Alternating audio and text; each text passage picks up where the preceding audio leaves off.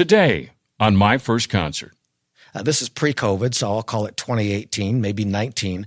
We played at an outdoor venue. I saw the stage, and my tour manager said, there's no way we're letting the band on the stage, because they had slapped it together with duct tape and paper clips. And I said, we can't do this. And I went to the hotel and planned on not doing the show. We ended up doing the show because they went to wherever they went and repaired the stage. And I said, all right, well, we're contracted. Let's go do it. I ended up falling through the stage. Whoa. And I don't curse on stage ever. I did that night when I fell through the stage. What language was it? There was a lot of consonants in it, hard ones.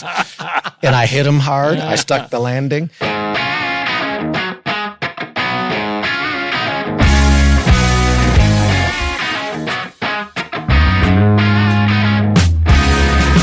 Chase and Ovation, the world's premier tribute to the band to the music of Prince. And a lot of you have seen Chase. We've had a chance to get a hold of him. He's with us today in studio here from the AquariusHomeservices.com studios. And also our thanks to Star Bank for making this possible. Star Bank, of course, our bank right here at Talk North.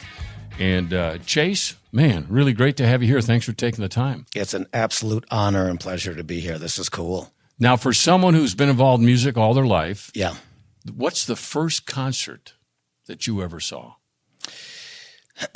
Man. Or among the first? Yeah, well, I would go to 1976. There were actually two at the old Met in Bloomington, Minnesota.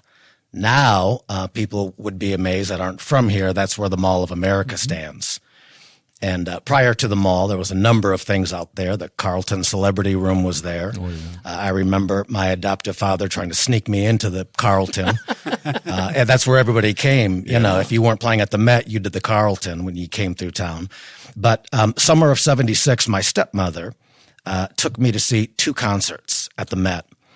One, and I don't remember the sequence, which one came first, but one of them was Elton John. Wow. And the other was Neil Diamond. Nice. And at 7 years old, I was turning, so I saw them in the summer of 76. I was turning 8 at the end of that summer in August.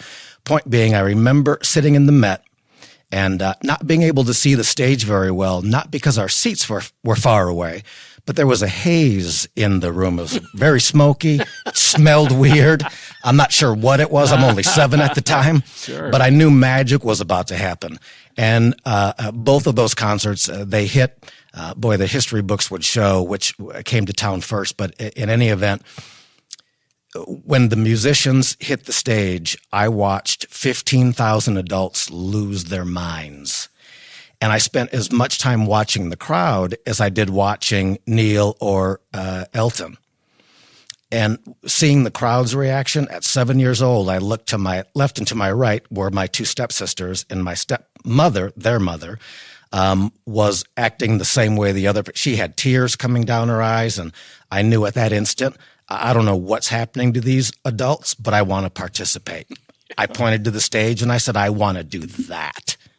So at 7, I was done. I knew I wanted to be on the stage, participating in evoking that type of reaction from people.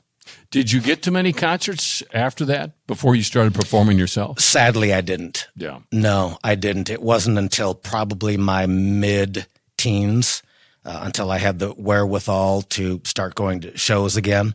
I ventured out at about 14. I realized that kind of being on my own, away from parents and away from adults and that sort of thing, was going to serve me better for a number of reasons. And so about that time is when I started going back to shows, as many as I could. Even back then when concerts, I mean, now they're, I won't say the artist, but I remember paying $600 to go see a show at the XL, and I thought, yeah, oh yeah, this is a night out. Good Lord. But back then, I mean, in the 70s or 80s, when concert tickets were $12, $15, $25 to see Van Halen, that was a chunk of change. Mm-hmm. But I would save up that change and go see as many as I could. Yeah. And you'd get the actual tickets. See, that's another thing for people, you know, like my kids going now, it's all virtual. Yeah. I always so digital. Coolest thing, digital, I'm sorry, but to hang on to your ticket stub. And I keep waiting for that to be the next great collectible. Yeah. I don't know if it will be. Did you have the lift tickets on people's jackets on their zippers? Did you put ticket stubs on a cork board? That's what we did. Yeah. You put all your ticket stubs, and whoever had the most won, I guess. Oh, wow. Yeah. Yeah, and had the less spending money after that, too. Exactly. Probably. Yeah. So let's talk about the music then. When did you Yeah. pursue the music venue? You saw their eyes and you saw how they acted Yeah. at 7. At what point were you able to start doing the music thing? Right away, I immediately went home and this ended up terribly for me, but here's what happened. I immediately went home and started emptying oatmeal containers, the old Quaker Oats, and emptying soup cans. Literally, I'm 7 years old. I'm pouring soup down the sink. I'm emptying the pantry. I'm building a drum set. My mother wasn't too happy with that. Yeah, that was a problem for me. In Switzerland, Yeah. we had these Man. detergent like cylinders. They were Sure. like 5 kilos, like 10 pounds cylinders. Yeah. And yeah, we were waiting to be those empty. And those were like, describing it maybe 30 inches tall and maybe 12 inches. Did you make a kettle drum diameter. or And those were the toms. Oh, or the sure. floor Yeah, tom, yeah. whatever. And then we used like a tin box for the snare. Sure, but because you- it had to be like that. But I think you said you waited for them to be empty. Yes. Yes. I didn't have that kind of time. Yeah, I didn't have that kind of time. I think my mom would have something against that. Yeah, I had to get to it right away, so I started emptying out all the food containers and putting whatever tape I could find over them and making drums. And I don't think I came upon a guitar for quite some time, but yeah, I got after it right away. What was the first instrument you had? You owned? First instrument that I owned was that drum set that I built. But that's actually a great question because my mind is filled with so many instruments that I had that were either borrowed to me or given to me. I believe that actually an old Kingston 6-string electric guitar was my first instrument. Still have it? Oh no, I smashed that in a mad rage. Learning guitar was hard, and I was upset. I think I had my feelings hurt by somebody, maybe of the female persuasion. Yeah. And when you're a kid, your heart hurts. Oh, yeah. Over issues like that. And I was trying to, play the part. So, yeah, no, I don't have it. Sadly, I don't. But that's where I learned how to play guitar. But drums was my first instrument. Then guitar, then bass, then piano, then sax, and so, yeah, it was all very important to learn everything around the horn. Yeah. Yeah. Well, and it has served you well. In fact, let's talk about that first concert you performed. Now, does that ring any bells? And at what age and where were you? And Well, the first outside of the kitchen and taking all the yeah. Well, the first live concert was at a place in Bloomington, Minnesota, Saints Roller Rink. And I almost catapulted way forward to age 19. I'm still in high school at this point. Saints Roller Rink in Bloomington. It was a Battle of the Bands contest. I think I was in 11th grade. And myself and some bandmates put a band together, and we went to Saints Roller Rink to compete. And we were doing Steve Miller, and I think we did a Motley Crue song. And it just, none of the songs made sense in the thing. We didn't win. We came in second place. But that meant we were disqualified because we weren't behaving properly at that age. And again, trying to play the part Sure. of a musician. And what did we know at that point? I think we were, 16 or 17. But that was the first concert. And there was probably, at that roller rink, 200 kids, 250. That was a lot of people. Yeah. And so that was, I thought, boy, I made it. Saints Roller Rink, it doesn't get 250 people.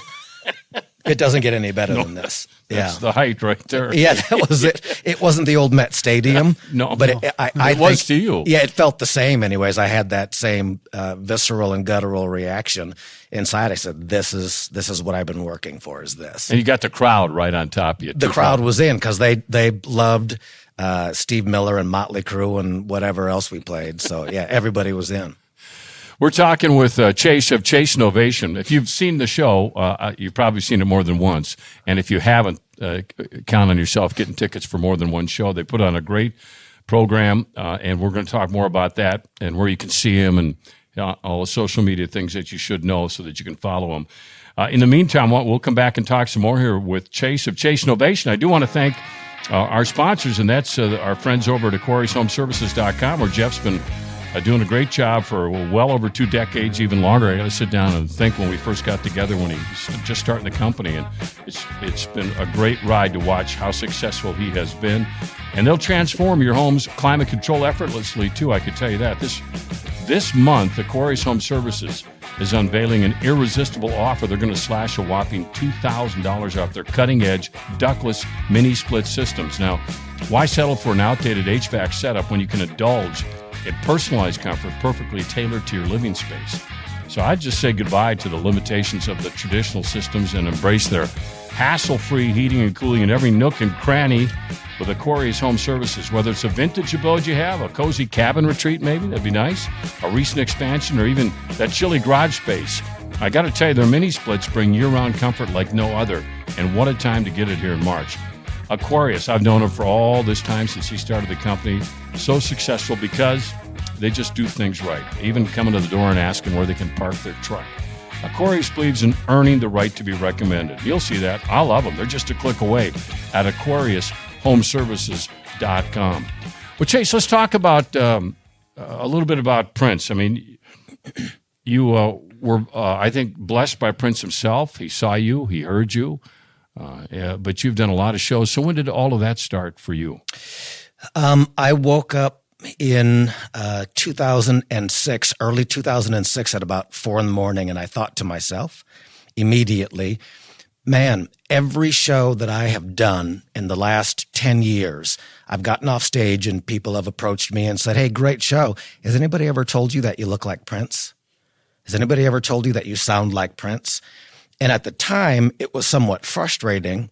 Not so much irritating, but perplexing because I put so much effort into the show that I just did, and that was their takeaway. And I thought, when I woke up in 2006 at 4 or 5 a.m, I thought, what if I embraced that rather than be perplexed or miffed by it? What if I embraced it and said, what if I actually did a Prince show? Well, he'd never allow me to do that, but I pushed that thought away and said I would like to do a Prince cover show.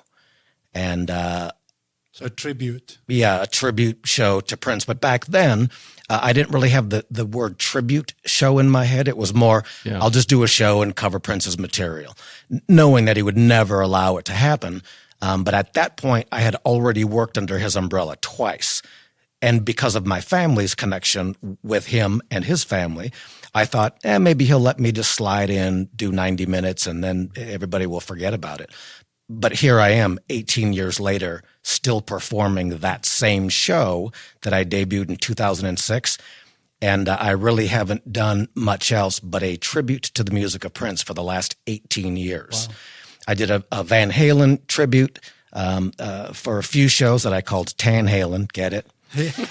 So that was a lot of fun because David Lee Roth is one of my favorite frontmen of all time. Wow. But point being, so when we debuted at First Avenue, and that was treacherous trying to get there, but when we debuted in front of Prince and got the thumbs up, I thought, wow, well, that's good. I got out of the night, everything, all's well that ends well.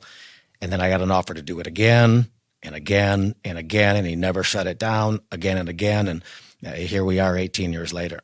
It's unbelievable. What was that night like for you if you knew you're confident in your musical abilities, you're good at what you do, but now suddenly you got one of the world's premier artists coming to watch you? Yeah. What was it like? It was fearful. Yeah, fearful. It was panic. It was a lot of things. I've made a number of attempts to reach out to Paisley and get him on the phone and say, hey, brother, this is what I'm going to try to do.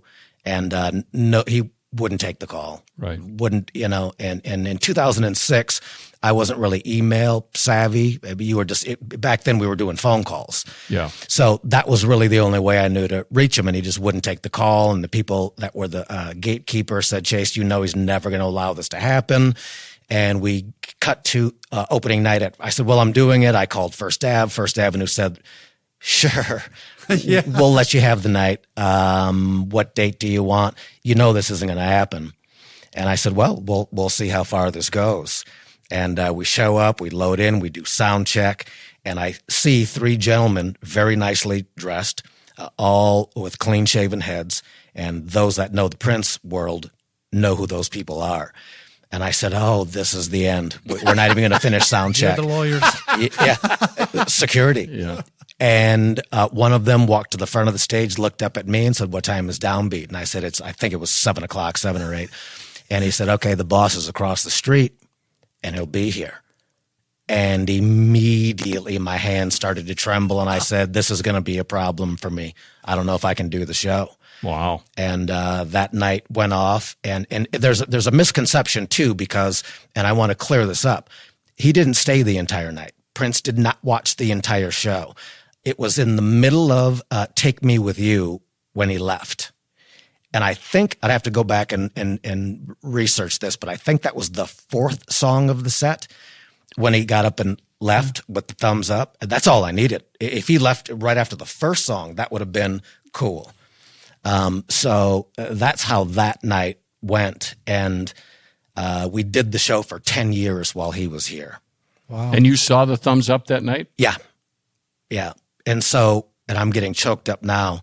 And we've played at First Avenue dozens of times since 2006. And I don't think I've walked out of there once without crying. Wow. Yeah. Either while I'm on stage or his pictures in the dressing room on stage left, off of stage left. Thinking about, oh boy, I didn't see this coming. Thinking about the privilege and the honor that it is that he allowed me to do this when he shuts it down at every turn, it's overwhelming. It's very, very difficult to do the shows and not feel that. So, and the band knows this, whenever we're performing, wherever we're performing, I see the front of the house, the back wall, and I can still see his image standing there, and that's how we perform, as if he's standing in the back of the room. What would you do? So that's how we approach the show, and I think that's why he's allowed me to do it. And I say has allowed is because I believe he still continues to allow it. That's why I think we've been as successful as we are is because of him and his allowance. Nothing like getting blessed by someone like that. When he did leave, did you think, oh, he doesn't like it? Or I wonder why he didn't stay the entire time. But you had already seen the thumbs up, so you knew, I guess. Yeah, I didn't. Yeah. I was so relieved. I didn't have time to process any of that. I just thought if I was relieved, it would have been, whew, I don't have to worry about him critiquing the entire show. It's too nerve-wracking to perform in front of someone like that. For the 2006 me, it was too much.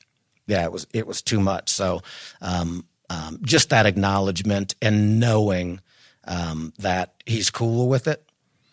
To this day, I wake up and when my feet hit the floor, I say thank you to not only Prince but to the creation of all things, and put a smile on my face and start the day. In the meantime, have any of his former band members played with you? Yeah, that's another super cool thing. Tons of them have and still do. Oh, what a compliment. Yeah, and that's cool. And they're all, everybody is human and we all have the same emotions. So to share their emotions about what their time was like working with him and their love of music and the fact that they're on stage, sometimes even sitting here at 55 doing shows, we just played at Bunkers last Saturday. Okay. Packed house, Jelly Bean Johnson from The Time. Yep. One of the baddest cats around, got up and played with us. And I'm sitting on stage while my keyboard player is fronting. They did Black Cat from Janet Jackson, in which Jelly Bean Johnson produced that song. Yep. And so I'm behind my keyboard player's keyboards, and I have my sunglasses on, and I'm watching the show, forgetting that I'm part of the show, going, this is insane. This is, I would buy the Times records and listen to them when I was a kid, and And it's insane. So the newness has never wore off or ever will wear off when Prince's bandmates come and play with us. It's difficult to find words how cool and humbling that is, really. Well, and we've had St. Paul Peterson, of course, has been on with us a few times, and Eric Leeds, and the reverence. Well, we're trying to get Jelly Bean, right? We're still trying to get him on. I'll call him right now. Yeah, what time is it? Maybe he can get here in 20 minutes. I'll send somebody to pick him up. I think he's on his way to Arizona with Paul. Okay. But anyway, the point is, though, I mean, when you have that kind of reverence coming from those that played with him, I mean, I know you're very humble, but hats off to you. Wow, that's an A+ from the teacher right there. It's pretty cool, yeah. I have a question. Sure, Just to kind of play the devil's advocate here, or I don't know if that you can say that, but if he would have said nay, like that night, would you have continued? I would have pulled the plug from my guitar immediately. Okay. Yeah, I would have shut my amp off and instructed my musicians to leave the stage that instant. Yeah. Yeah, without question. It's the respect you had for him. Absolutely. Yes. What was your vision of what would happen then? I mean, you've done worldwide performances. Was that in your as you were putting this all together? Did you think about that at all? Or? No, I thought it was just going to be a one-off, just a one and done at First Avenue. But again, getting the thumbs up, we then got so August 6th, I believe, was opening night. We then got an offer to play, I believe, in November, did that show, then got a New Year's Eve offer, did that show, and it just kept going and going and going. And I kept waiting for the phone to ring or security to show up or somebody with a cane and give me the hook off the stage, something, and it never happened. Oh. So we just kept going and going, and I just kept looking over my shoulder, and the tap never came. So we continued to this day. What is it about bunkers? You know, we all know First Avenue for us fans and for musicians is hallowed ground. Yeah. What is it about bunkers that musicians like so much? The intimacy. Yeah. Mm-hmm. Yeah, it's the nitty gritty. Mm-hmm. It's real. It's raw. It's obviously not as big as First Avenue. It's close in proximity, but it's just a live music venue, and it's up close and personal. Yeah. Are there other concerts that I'd never ask you what your favorite was because that's, I think, unfair, but among the most memorable, outside of obviously that first one, the First Avenue, does anything stand out for you through the years? Well, I'd have to say Prince in, I think, 84, 85, seeing him on Christmas Eve, the Purple Rain tour. That was something you can never forget. But I've seen so many of them, and it's hard not to mention the first two, the Neil Diamond and the Elton John. Right. But I got an opportunity. Who were also, they were entertainers as well as Oh, yeah. And singers. I didn't know, I knew of Neil Diamond's music because it was played around the house so much, but I didn't know that he was that type of a performer. I mean, what do you know at 7 anyways? But I got to see the guy on stage. That guy knew how to perform. But I got to see something that was on my bucket list, someone that was on my bucket list, and I got to see him with my daughter, which made it even more special.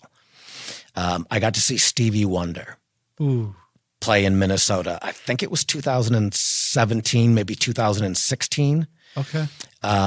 And that I will never forget because I wanted to see him since I first heard Songs in the Key of Life, but he didn't play Minnesota. Well, when he came to Minnesota, I had to get tickets. I had great seats. Larry Graham was there. Everybody who's anybody that could get to Minneapolis came to see that show.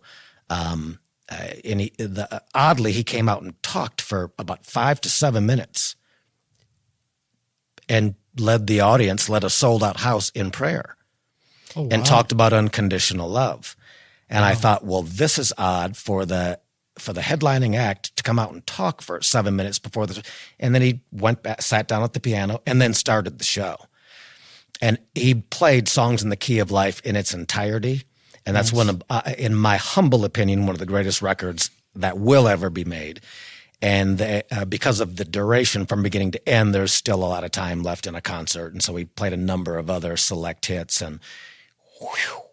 Oh yeah. So Stevie Wonder live in Minneapolis, it's got to be in my top 5, and we don't have that kind of time to talk about the others. But yeah, Stevie Wonder live, oh man, yeah. How about for you, any venues that stand out for performing? All of them. Okay. Yeah, I have to say all of them. Yeah. Yeah. You can hardly rate your favorite because you play all of these. And oftentimes too, Dave, sometimes the answer to that is the last one. Because it's the one that's most, foremost in your head. But in my head, I just thought, I don't know what the best one is, but I know perhaps what the worst one was. I won't mention it, but this is absurd. We talk about that too. Yeah, Don't worry about it. I won't mention it. I won't even mention the state. But here's the absurdity of the music business. This is pre-COVID, so I'll call it 2018, maybe 19. We played at an outdoor venue. I saw the stage, and my tour manager said, "There's no way we're letting the band on the stage," because they had slapped it together with duct tape and paper clips. And I said, "We can't do this." And I went to the hotel and planned on not doing the show. We ended up doing the show because they went to wherever they went and repaired the stage. And I said, "All right, well, we're contracted. Let's go do it." I ended up falling through the stage. Whoa! And I don't curse on stage ever. I did that night when I fell through the stage. What language was it? Yeah. It was, there was a lot of consonants in it, hard ones, and I hit them hard. I stuck the landing. Wow. But that was so that's things like that aren't cool. You don't want to do that. No. What were you doing at the time you went through the stage? I was sitting on a chair doing a number with my dancer. And Jenna Anderson, I'll mention her name indeed. She's like my little sister, been with us for a decade. But I was sitting down on a chair, not unlike this one, on the duct tape and paperclip stage. And there's probably, I don't know how many people were there, 800 or 900 people. Oh, it was hysterical. Yeah. And she, in this particular move, she put a little bit, she leaned on me just a little bit, and boom, through the stage I went. Bang, and now all that's showing are my knees and from the chest up in my head. And it was so absurd that she looked and started laughing. I mean, we're tight. We have a lot of fun. Started laughing. And I'm reaching up, grab me. Can I get some help? What's the matter with you? Yeah, so that's the best venue. They're all awesome except for that one. Yeah. And even that was cool. It was just the stage. So that's a great question. I want to think about that more. Yeah. Well, the other thing I want to ask you about is a guy that we both know, and I worked with him for 30 plus years, a longtime Hall of Fame sports writer, Sid Hartman. Oh, man. Yeah. Yeah. He's a broadcasting hero of mine, as are you. I should tell you that, brother. Yeah, as are you. Hardly deserving of that, but thank you. Well, that's debatable. But at any rate,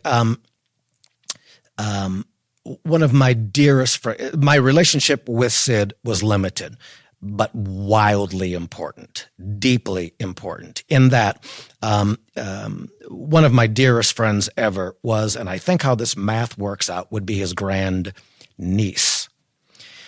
Was one of my dearest friends. Her life ended very abruptly at age 20. And I did not know what that type of loss was. I was 22 at the time. She was 20. And that impacted me immeasurably. Subsequent to that, another member of that family crossed over as well. So I'm seeing Sid at these shivas when we would go and sit shiva. And he always had an eye on me because I wasn't doing very well with it. I wasn't understanding why, how are these things possible? And one of the most reverent memories I have was at a funeral service, and it was unbelievably uncomfortable, hot outside, and I showed up a little bit late because I didn't want to be there at all for a number of reasons.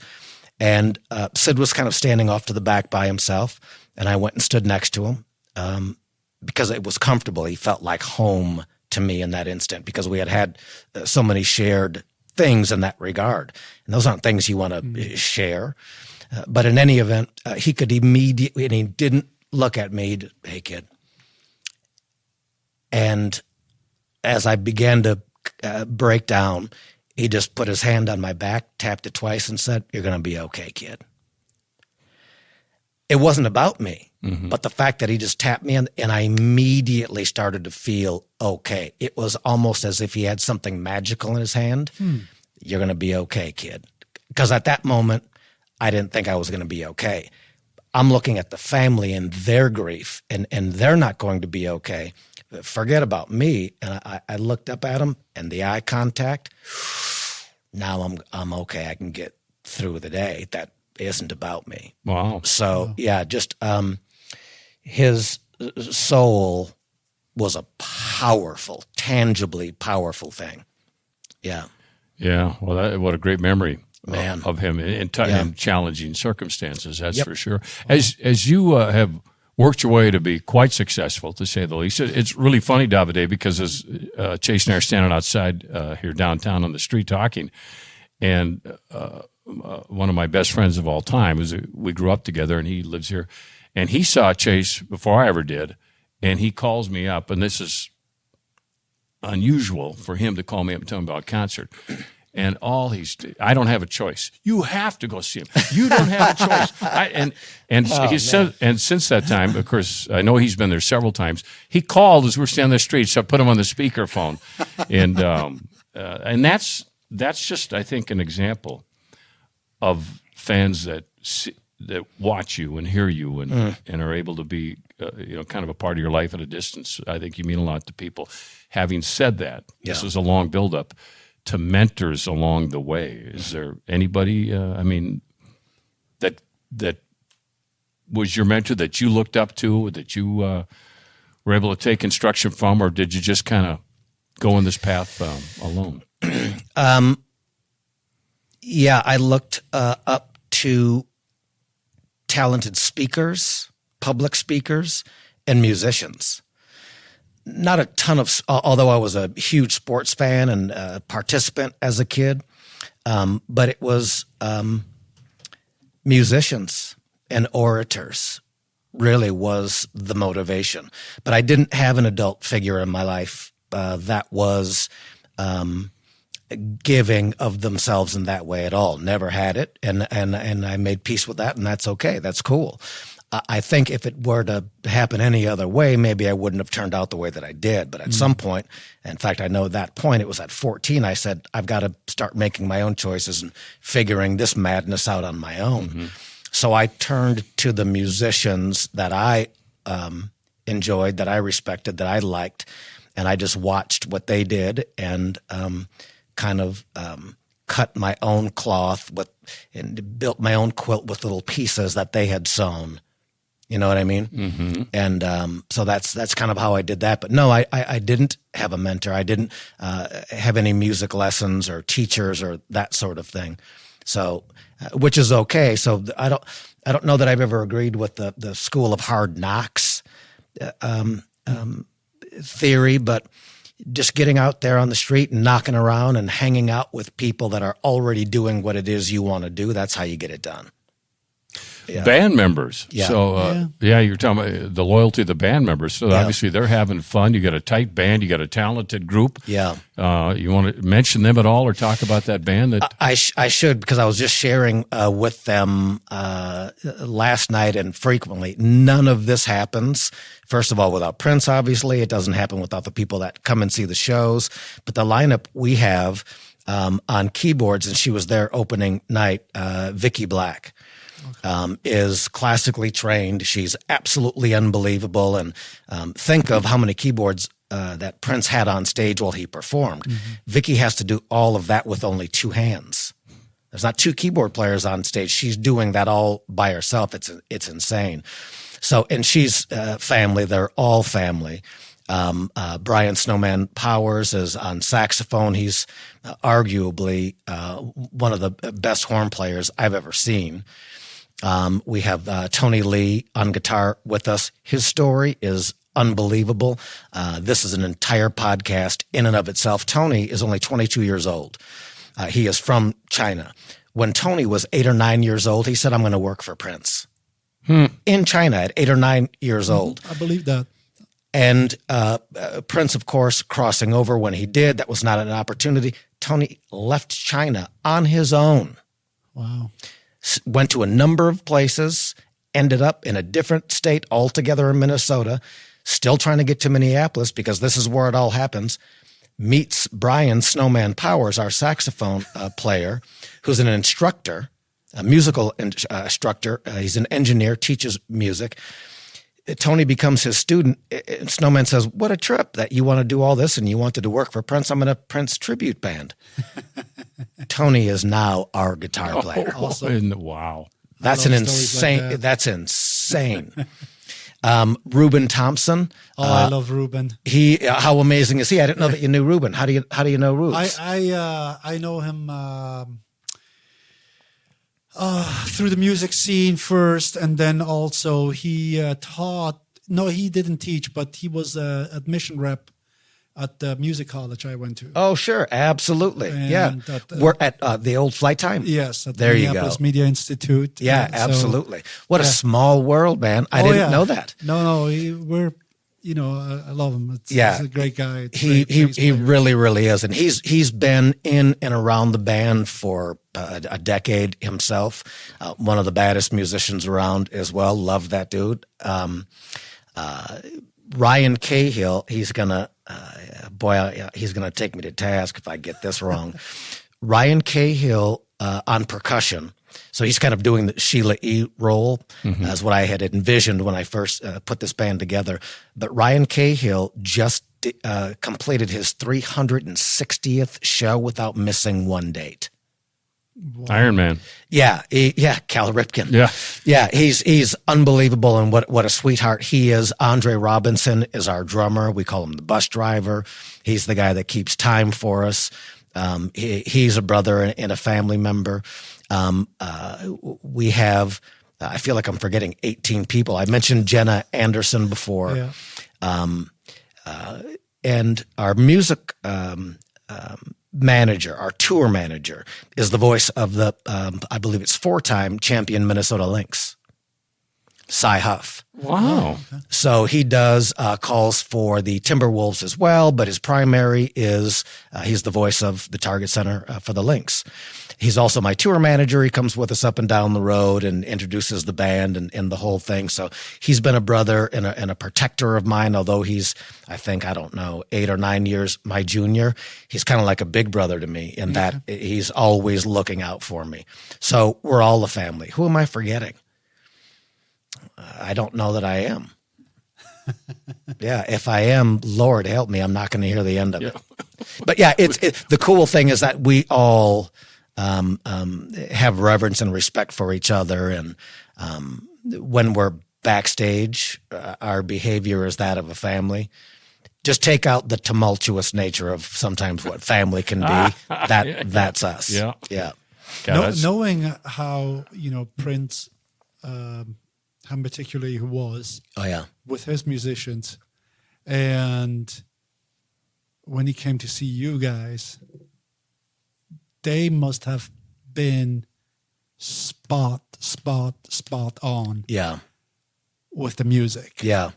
And still today. Oh, yeah. They know I'm not as tough on them as he is. It's legendary. His Prince's bandmates will tell you how diligent he was. I'll use that word. We heard the stories. Yeah. We heard plenty of stories. Wow.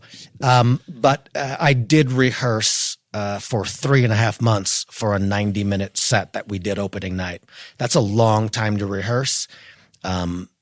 But it was required. Yeah, it was needed. So we rehearsed multiple times a week for 3.5 months to get it right. It had to be note for note right because, when we're on stage, we're dolled up, but it's not about the costumes. It's not about the hair and the makeup and the wigs and the this or the that.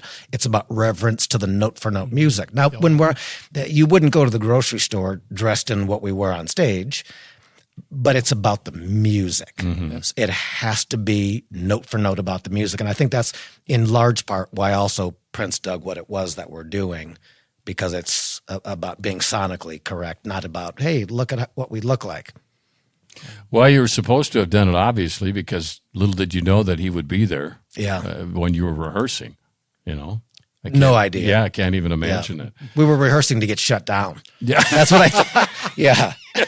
Yeah. Yeah. The hang on. Oh, no, I know. I want to ask you before we take our break. Chase and Ovation, the name. You want to chat about the derivation of how you came up with Chase and Ovation? Yeah, man. I didn't want to come up with a name that, with all due respect to cover bands, I didn't want to get cute and call the band Purple Rain or call the band Red Corvette or Hot Thing or whatever. I wanted to come up with something that had nothing to do with the Prince title. But then I did kind of subvert that thought, and I thought Prince and the Revolution. And I talked to a cat that I officed with at that time, who was quite a wordsmith. In fact, he was a writer for game shows. Yeah. Bill Seal is his name. He's no longer here with us. But he was a game show writer. And he said, well, just start throwing things out to me. And I threw out 15, 20 things. And it came back with a little sheet of paper. And on that sheet of paper, it said Chase and Ovation, because I had used the words standing ovation. Oh, okay. And he said, well, you also said, well, it's Prince and the Revolution. We're doing Prince and the Revolution, Prince and the Revolution. And I saw Chase and Ovation. And I said, that's the name. So it was with the help of that game show writer. He's much more than that, but Bill Seal. So it was Chase and Ovation. And then you said, Chase, I got a better idea. Let's put something Prince related in your name, and then we'll put you over that way. And I thought, no, because I don't think Prince would dig that. I don't think he would allow me to do it. So let's just stick with Chase and Ovation, because we're giving an ovation to the music of Prince. So that's why we just stuck with Chase and Ovation. When we come back, I want to ask you, if you're in charge of a concert, if you're booking the concert, and whether you're performing with them or not would be up to you, alive or not, what 3 acts would you put on the stage? And there's something for you to think about. I'm only going to give you a few seconds here, Chase, but I'm anxious to hear your thoughts on that for sure. I do want to say thanks to our bank here at TalkNorth.com. That is Star Bank. Business lending solutions, they got them. They'll tailor products to assist with everything from managing inventory to paying the vendors to covering operating expenses and more. And competitive rates, flexible terms. So really you can rely on them is what I'm telling you. Experienced bankers offering guidance, support, really to help businesses thrive. And it's so cool to this day that we're just talking about family. And that's what it is, same family. They start out with one bank in Minnesota. They have 10 now. They are big parts of every community they're involved with. And the folks in those towns know that. And they're also now here in the metro. So if you're thinking of a loan, their turnaround time is terrific. Service is outstanding. Home equity line of credit, home mortgages, whatever. Personal banking, checking, savings, IRAs, all that stuff. And digital banking services, should you want that. And we all do. But it is really neat to walk in there because they'll get to know you. You'll get to know them. And it's kind of it's kind of small town feel right here, even in the middle of the metro. So find out about Star Bank today or online, of course, at starbank.net. You're really going to like them. And they're going to answer the phone if you decide to call, too, by the way, with a real person. Loans are subject to a loan application and approval. Member FDIC and equal housing lender. They're our bank, again, here at TalkNorth.com. So it's fun to practice what we preach here. All right, I'm going to guess that you're going to give me an answer here, and then when you drive away today, you're going to go, I should have said this. But because it's a tough one, especially if you're a musician. And you talked about Stevie Wonder earlier, and we've talked about Prince, but if you were putting 3 acts out there on the stage, you're the promoter of this one. Did you say 30 acts or 3? 3. Did you say 33 or 3? I know you could do more than 33. Yeah. That's an impossible question to answer. It's a great question. And you're right. It's a question that if answered, the answer changes in 20 minutes or after a bad meal or after a good meal or after no meal. And it's just constantly going to change. Well, our friend Paul Peterson did come in and changed his. Oh, he did. So I thought about it now, about a year later, and I've changed my mind. Yeah, So, of course. So Yeah. I know that'll happen. I'd have you open. I'd give you 45 minutes to open that music. This is a music concert. Yeah. I'd give you 45. No, it's too impossible. Boy, right now in this instant, I would of course put Prince on that bill. I would put the headliner. All three are headliners. It depends. All three are headliners. Yeah, it would be a co-headlining bill. I would put Prince on that bill. I would indeed put early Van Halen on the bill, unarguably. Mm-hmm. David Lee Roth. They might be the constant, actually. And then, can I put you on it again? Can I put you back on it? You know, if I could introduce the acts, I would love to be on it. All right. Ladies and gentlemen. Yeah, exactly. Dave is the MC. Yeah. I got to do that one time for Boys to Men. Oh. I wasn't on stage, but I was Yeah. the voice. Okay. Ladies and gentlemen, please welcome Boys to Men. What was the venue? It was a Super Bowl Saturday night, so the gala they had before Super Bowl, so Sure. they called and said, hey, would you be willing to be our voice to introduce Anthony Munoz, Joe Montana, the acts, whoever. Sure. So some were live and some were recorded. So I'm sitting below the stage as they're all coming out. Yeah. And just to give you more time to think about your answer. So I called my dad. He's good. He knows exactly what I'm doing. Well, I called my father tried to and throw I a said, slider by I said, him. Pa, I said, Yeah. I'm going to be on that Super Bowl Saturday night thing, which is a big man. deal. And he got it where they lived. He could watch it there. Yeah. And he said, oh, great. He said, what are you going to do? I said, well, I'm going to be doing all the voice work. So I said, when someone comes on, ladies and gentlemen, please, welcome David Lee Roth. I said, so that's all you can do. I said, am I going to see you? I said, no, I'll just be a voicer. He says, Yeah. well, what good is that? Wow. He knew how to humble you the proper way before you thought you were a big deal. He's going to say, nah, you're not really a big deal. Yeah. So anyway, now that I've given you some filler, anybody else going to pop up there? I would throw on as the third. I would probably put Stevie Wonder on that same bill. Yeah. Again, because I got to go with Songs in the Key of Life being one of the, again, just my opinion, one of the greatest records ever made. Boy, and there's so many different styles of music. I think that's a good bill. Prince, because there's so many different styles of music in that catalog. Van Halen, forget about it. And Stevie Wonder, you go home a different person. Yeah. After that show. Yeah. Well, I think you could lift that price over $600 a ticket too on that one. So David Lee Roth, what was it about him that caught you, that you liked? Showmanship. Yeah. Yeah, showmanship. And also being a massive fan and practitioner of martial arts growing up. His prowess in that realm intrigued me. I did not know that. Yeah. Gymnastics and martial arts were a big part of my life coming up.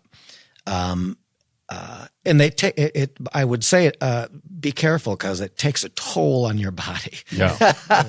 At 55, I'm feeling what I did for 20 years of my life. Do you think Good it provided you Lord. the discipline you needed to focus on your career? Absolutely. Yeah. Without question, it did. Yeah, mind over matter is a very, very real thing. So yeah. Where are we? David Lee Roth. And, David Lee Roth and his martial arts. Just his showmanship is absolutely unbelievable. And never mind Eddie, he was one of my favorite guitar players, still is, of course, to this day, will always be. But to put on a show like that, again, I go back to the Elton John and Neil Diamond to see that frontman ability. Never mind his vocal prowess or lack thereof, it doesn't matter.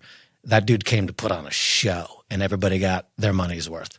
Yeah. That was cool. And that mindset is great for a fan because, I don't know if we all recognize what goes on night after night after night for the musician. Yeah. And, you got to keep it going like everybody's new in that audience, I'm sure. Although you get a lot of repeat customers. Absolutely. Because once they see you, Yeah. You're a tough ticket. Yeah.